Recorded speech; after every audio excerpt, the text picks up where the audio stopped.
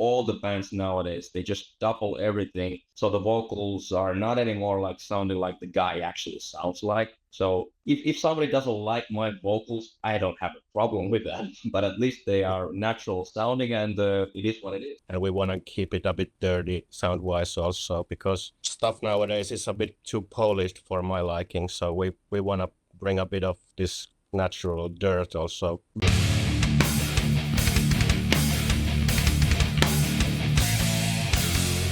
What's up, everybody? It's Keefy at GhostCultMan.com. I am joined by Jules and Thomas of Rootbrain. How are you guys doing today? Very good. Thanks for having us. Awesome. Yeah, I appreciate the evening where you are. So it's the evening hour for you. It's afternoon for me in California. So stoked to talk to you. Shout out to Corpse Paint Records and your publicist Raquel. This is hilariously funny. So I just did like a day and a half in Las Vegas to see Danzig and Down, right? And I bumped into Andrew from Corpse Paint Records, and he literally, beside hugging me, because we've done an interview and we're friendly, he gave me a big hug. I didn't even see him. He saw me. I guess I have one of those faces, right? So he was like, Keefy. And I was like, oh. And it took me a second. I was like, Andrew, why are you here? He's like, Down and Danzig. I was like, of course. So he literally pulls the CD out of his back pocket of the EP. Nice. How fucking cool is that, right? Mothertomb. He literally pulled it out of his back. Look what I have for you. This. I was like, oh, I already love this thing. Thank you. Wow, that's so great. So he's out there spreading the damn word about you guys, which is, and I understand why, because this stuff kills.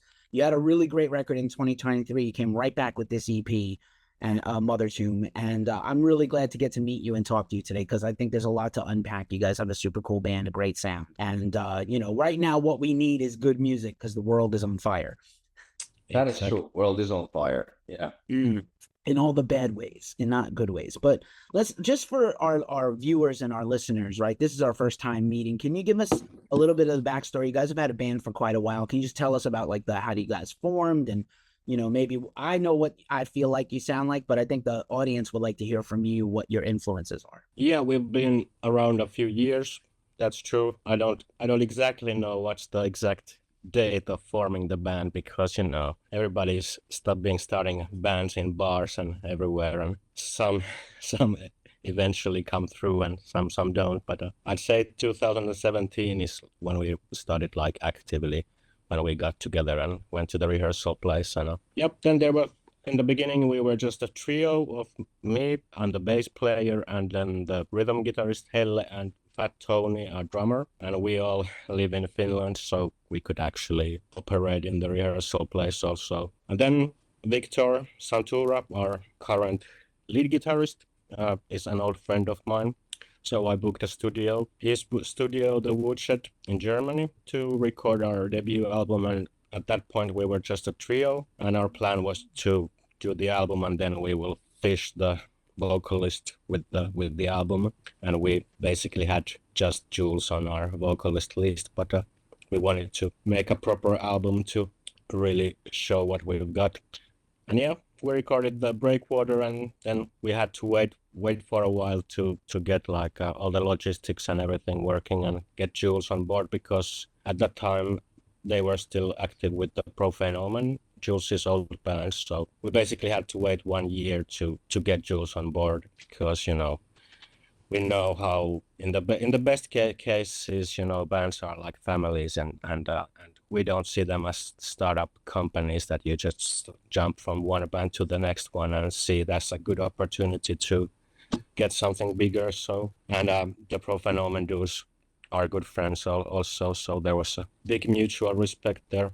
But yeah, then eventually we got the album done, and Jules was super excited to join the gang. And during the recordings also, Santura joined the band, because first we put him to play our lead guitars, because he's obviously a really talented guitar player on top of being a good engineer. And then after he had played those and he was really digging our music and the vibe we had going on, so we asked him to join, and he said yes, and hasn't looked back.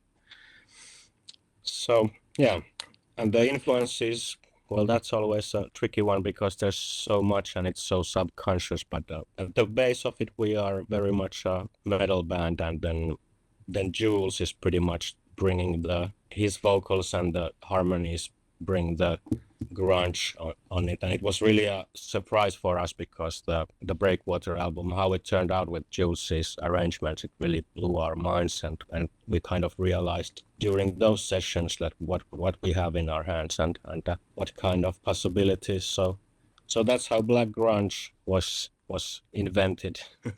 Right on. It's a band of well-known people. Like, I think people, I was a fan of Profane Omen, and obviously people know Centauro from Dark Fortress and Triptykon, but I don't want to butcher the I'm gonna totally destroy this because I didn't practice this enough, but is it Quailman Olasco? I probably said that terribly. Oh yeah, Quailman Laakso.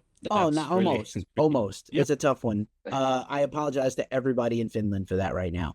And the other bands you guys have been part of. So, like, I think it's, you guys are, well, not unknown folks. You have had careers, you made a lot of music, but it's cool to see this kind of, this uniting of everybody in the band and bringing this sound. I think it's really cool. Also, weirdly, I think I went to middle school with a guy named Fat Tony, but he definitely wasn't Finnish. He was from my hometown in New York City, and he was more like the son of like a Sopranos type kid, a mafia kid. But anyway, sorry. So he's got to really be interesting if he's Fat Tony from Finland, right? But yeah, I love that. Tony isn't even fat. He's not even fat. It's just Fat Tony. I love it. But his beat and groove is really. That's it. Oh yeah. Oh yeah. So yeah, the band already had really, again, I like the album before this EP. And I thought this EP was really cool. It's come out at a good time. It's a very good time for heavy music right now. We have like the legends, and we have newer bands and new bands forming from established artists like you guys. So I think it's just a very good time in the world for new music. And you're on a label we're big fans of. As I said, I interviewed Andrew from Corpse Paint Records before, and they have Sun Don't Shine and some other artists. So I'm super pumped for this to be out on this record. And apparently you guys are working on a whole full length now, right? Yes. Do you want to talk, Jules? I don't want to steal the Sure, why not? Yeah, actually, this EP turned really great as some kind of a bridge to making the new album, because we were talking about already, like when we started to record the EP, that let's do something, but I guess that we didn't really have enough decent material enough to work with to start talking about an album. And then Thomas was talking about the possibility of recording the cover song from Garbage, Number One Crush, which was a really good idea because I didn't know the song at first, and then when I listened to it, I kind of immediately felt that where Thomas wanted to go with that song. And I think for me, that got me excited about recording again. And with all the other songs that came along around the same time, I felt like, yeah, great, that we can do a pretty decent EP, and actually with really good songs, but not particularly maybe like made out of the same fibers, but different songs that can actually collaborate on an EP pretty well. So I guess that was a bridge to come to make the new material that we are actually making pre-production right now. And I've been listening to a lot of the demos that Thomas has sent me, and like constantly giving him feedback, like, yeah, I'm excited about the new material. Actually can't wait to really start working on the vocal arrangements and the lyrics. We have a bunch of material, like at least probably we could say that we will probably have a problem of which songs to choose to put on the album, which is a good problem, of course. So we can decide on the best ones, and if there's something that is really special but not like really fitting, we can also use that as something else. So yeah, this process is now ongoing, and I'm in Brazil at the moment, and I'm gonna go spend some time in Finland for the summer before I come back here. So we will definitely be able to record this album during the summertime. So we are already pushing forward to that. Awesome. We're looking forward to it. But before we jump ahead to the next record, let's talk a little bit about the Mothertomb EP. And if you want to, let's do a little track by track.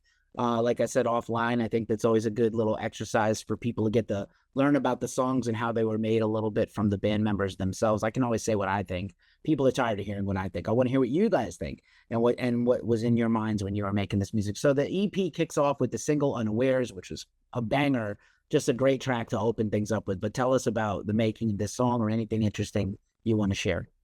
Well, that was the first song I came up for this EP, and immediately the main riff, the badass riff, kind of got me super excited, and I knew that it would really work as a starting track for the next thing we're doing, and that kind of, for me, that was the song that set the whole like vibe of the EP, and kind of then started to think what sort of stuff it would need around it to keep it dynamic and diverse. Yep, and it went by the name Horror Jackson within the band. I think it still goes, and I think we have dropped a couple Michael Jackson tributes in there. So yeah, but Amazing. The demo No names nonsense. sometimes make it. They sometimes make it to albums. You'd be surprised. yep, true. I guess Wobomir, the last track, probably is That's a working title, right? Yeah, What? Wopomir is a working title. Yeah, I think it's a working title that just that stayed. didn't Yeah. live without violence. Nice. Jules, Yeah, let's hear from you about Unawares. I love the vocals on this. They're so strong right out of the gate. Well, thanks. Unawares actually, I think Unawares for me was something that I had the least to do with, even though I did the vocal arrangements for the verses, and then I think we collaborated more on the choruses with Thomas. But I didn't write the lyrics for this song. It at the beginning. It was a little bit difficult for me to get the song. You hear the song at the first time, and then you're like, yeah, I'm not really quite sure what I'm listening here now. And then, but then in the studio, when we started to work with it, I felt like Thomas had a very strong idea about the song, and then he kind of pulled me to his boat. Like, okay, just then I got the whole thing. Then I got the whole song, and then I just let Thomas' instincts to lead me on the vocal work in the studio as well, and it was really fun to do. I had a feeling that it didn't really, even though it's kind of aggressive, pretty metal, but I had a feeling that it would be cool to have more, in a way, not mellow, but more easier vocal harmonies in that, because everything is nowadays so filled with, everything is like on 11, so music and metal nowadays is lacking a lot of nuances, and I think what we can do with the band members that we have in this band, we can create whatever we want and take the songs to wherever we actually feel like they need to go.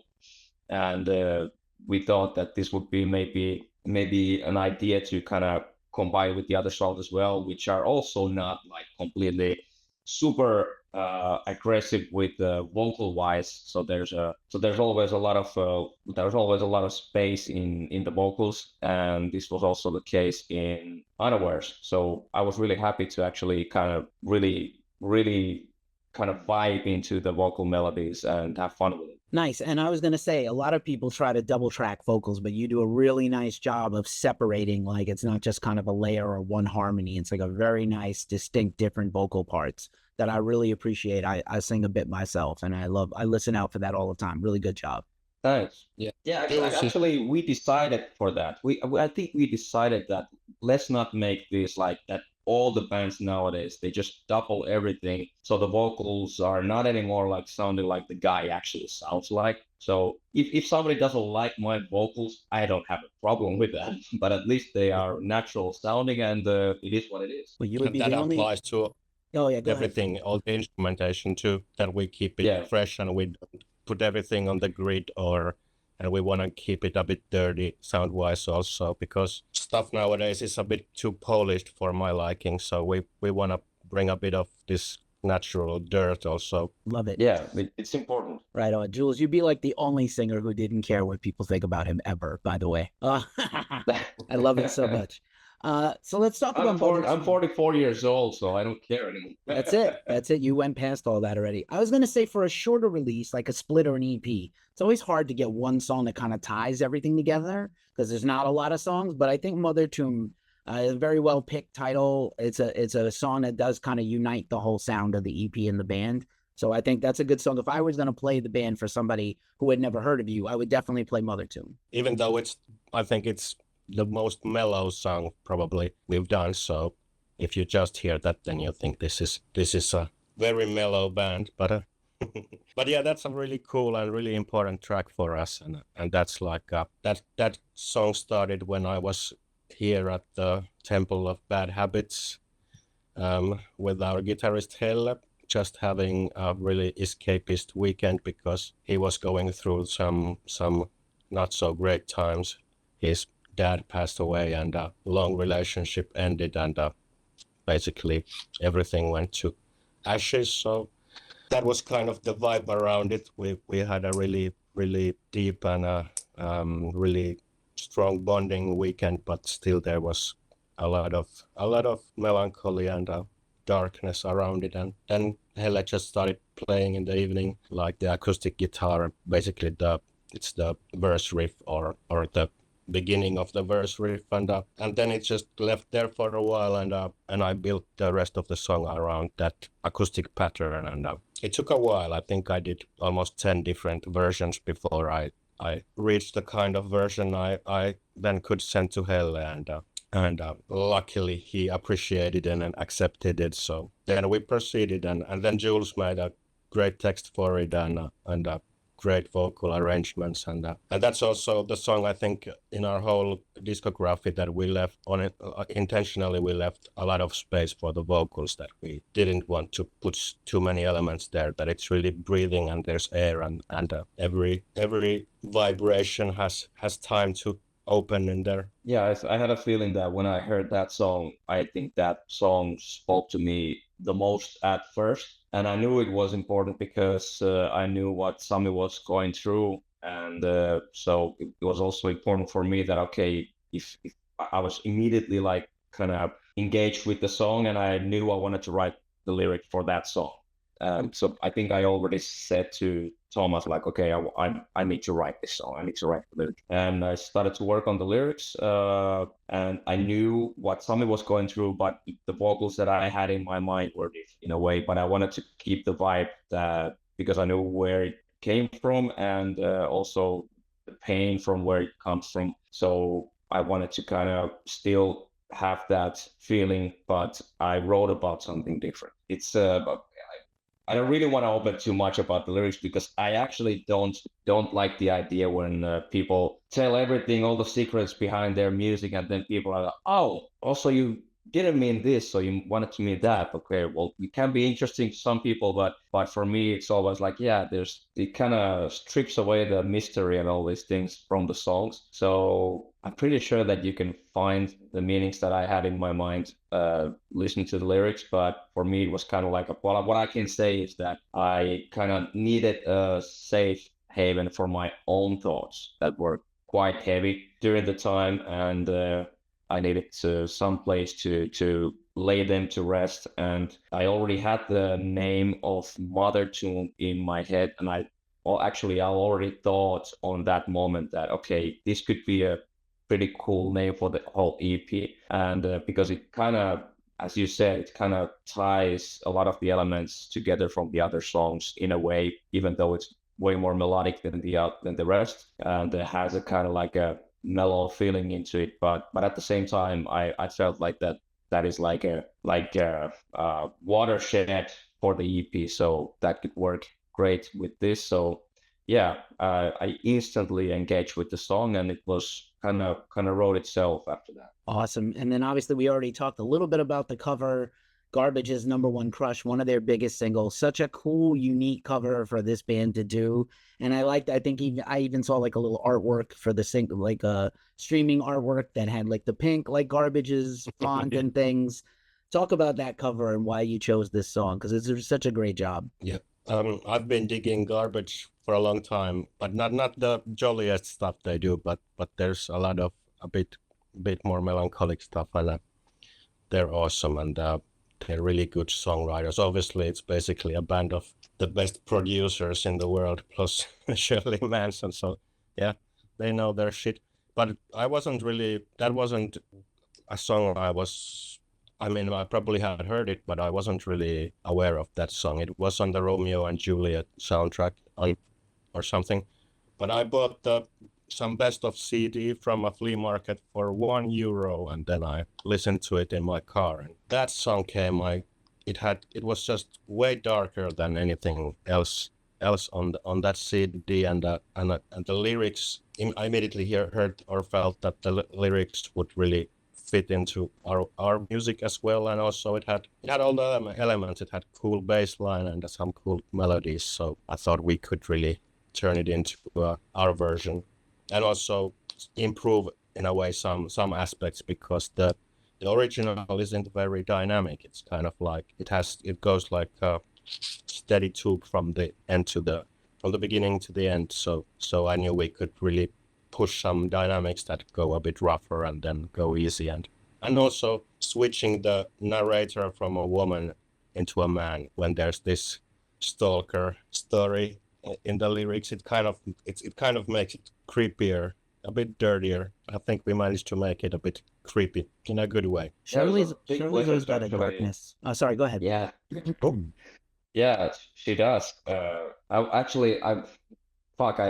I'm pissed actually, because they just played here like 3 days ago in Rio de Janeiro, where I am, and Really? I was not able to go to the show, and actually was a show with Garbage and L7, which would have been also pretty damn cool, but I missed their show. Anyways, it was really cool to actually sing this song in the studio. It was nice. I mean, I think we made maybe 3 sing-throughs, and that was it, like in the studio. Then we just came up with harmonies and some fillings and ad-libs, but it was really like a super nice overall feeling to just lay down this cover. And I was listening to the live versions, some live versions of the song that they're playing live, which is actually quite a lot different than the original version that is in the CD. But I really dig the live version, so I kind of wanted to combine also the live feeling into the album feeling, and to get something more out of the way they played live. And I think we also talked about this with Thomas when we started to record this, like, okay, let's go a little bit to that direction. But of course we made it heavier and grungier maybe, so yeah, it came out pretty cool. You can actually hear from the live versions that even they have like brought some dynamics in there, that it's not just the drum machine going steadily from one end to the other. Oh yeah, they're masterful song makers, right? And yeah, I always love that their songs are very catchy and sunny sounding, but then Shirley's lyrics are so dark. So good. And then the final track, again, hopefully I don't butcher this, but is it Svobomir? Is that right? It's Svobomir. All right, I tried. Yeah, it's sort of a word we invented or a name, so we're not that strict with the pronunciation. It's kind of like, it sounds like a Eastern European name, but I don't know if there are any Svobomirs actually in the world. Maybe soon there will be. Yes, exactly. That's a song I'm really proud and happy, like songwriting wise. I think it's, as a composition, it works really well, and turned out we managed to make it quite compact, although there's quite a lot happening there. It's probably the most complex song also from the EP, and and then that was the song that we didn't really have ready lyrics when we started the vocal recordings, so we built them like as we were recording there. And Jules, me and Santura basically wrote the lyrics together as a collaborative effort, and that was the first time we did something like that, and that was super cool. Yeah, it was very inspirational, the moment when we were just kind of like talking out the ideas of talking who is Svobomir. And we had a picture, actually. I think it was... Did you draw that picture? Yes, and this was because I was producing Jules's vocals, and I remember when we were doing the Garbage, I was writing some stuff on a paper. I would show Jules like a maximum sociopathy or something. But then, as we proceeded, our communication got to a completely next level. So when we were doing the Svobomir, I just showed him a picture. This is Svobomir. I'm not telling. I'm not going more into the lyrics, but there is. We went quite thoroughly through the story, and Yeah. there's a lot of layers in there. It's not just about Slob. There's quite a lot of depth. What was happening on the sessions that when we still didn't have the lyrics for Swapomir, but we started to talk about like, okay, what kind of character Swapomir is. And there was a great dialogue between us three, talking with between me, Santura, and Thomas, and just about like telling the story of Swapomir as we thought it would go. And I was taking notes and lines, and I was writing at the same time like what the guys were saying and whatever came into my mind, and I just writing the lyrics as we speak, as we were having that discussion. And then in the end of the discussion, I kind of I showed like, I think it was from my laptop or something. I showed them like, okay, I have this. So we can draw the lyrics from here if you guys agree with it. And then we chose the most coherent stuff from what we thought that Swopo is. And I think that was one of the coolest moments in studio ever in my career. So it was a really, really nice, inspirational moment to have, to kind of like be on the same level with all the guys and just talking about this, and actually be able to record that moment to the lyrics, and then after that make the vocal lines for that. So it was a really, really special moment. Right on. That drawing kind of looks like that drawing. Yes, that drawing kind of looks like Rasputin, like an autopsy photo with the scar. Very Rasputin-like. Nice job. Thank you for summing all that up for us and unpacking all that stuff. I always like to end the interview with a wild card question. So the one I have for both of you, and this is the eternal burning question whenever I speak to anyone from Finland, is why are there so many rock and metal bands from Finland? We know by capita, Finland has the most band, like this, a smaller relatively population to the rest of Scandinavia, many metal bands. So why is so much good heavy music come from your country? Well, I think it's always dark in here, except for the 2 weeks when we have summer.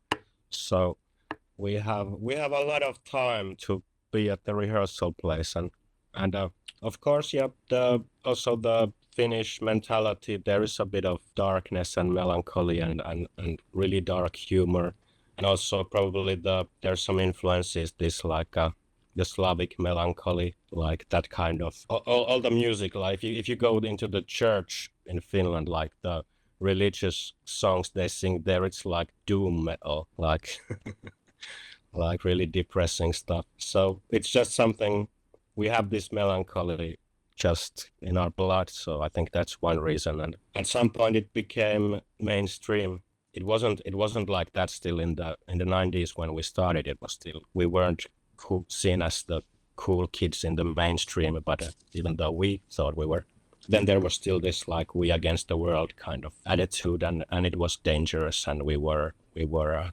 minority. But yeah, then it changed, and Lordi won the Eurovision competition, and then all of a sudden we had our prime minister doing the heavy metal signs and shit like that, and and yeah, it escalated, and I'm not completely happy because it kind of took the whole thing, the metal thing, from us and gave it to our grandmothers or mother-in-laws, and it lost the edge and it lost the danger, and that's one of the big reasons why we started this band, and one big motivator that the metal that we kept hearing around us just didn't represent the same thing that we fell in love in the beginning. Like it was like we were listening to the old Sepultura albums or Pantera or whatever, and it wasn't this like clinical, polished, industrialized, generic stuff everybody was inventing and just doing out of the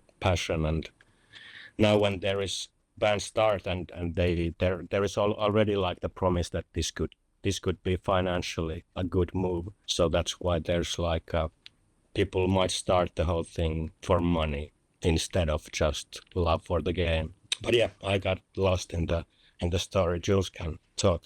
Sorry, I had to mute myself because we have 3 dogs here, and sometimes they get pretty excited about absolutely nothing, so they start barking around. But All good. Yeah, I think Tuomo kind of put that whole thing in a pretty good perspective, but I have an example for what that kind of heavy metal boom was. There was a guy who is a friend of ours, actually. His name is Ari, and he won the Idols competition here in Finland. And he was a metal guy, so he was like singing like rock bands or metal bands in the performances that he did in that show.